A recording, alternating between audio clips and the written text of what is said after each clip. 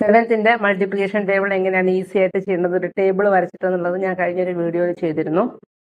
ഇനി ഞാൻ ഇന്ന് എയ്ത്തിൻ്റെ മൾട്ടിപ്ലിക്കേഷൻ ടേബിൾ എങ്ങനെയാണ് ഈസി ആയിട്ട് ഒരു കോളം വരച്ചിട്ട് ചെയ്യേണ്ടതെന്നുള്ളത് പറഞ്ഞുതരാം.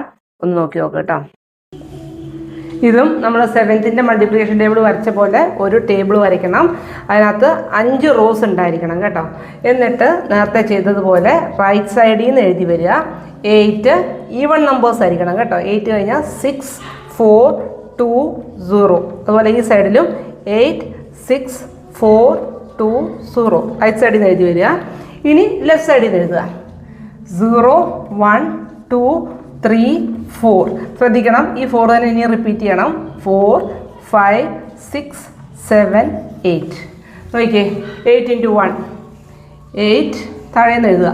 16 24 32 40 48 56 64 72 80. അങ്ങനെ നമുക്ക് 8ൻ്റെ മൾട്ടിപ്ലിക്കേഷൻ ടേബിളും ഈസി ആയിട്ട് കിട്ടും.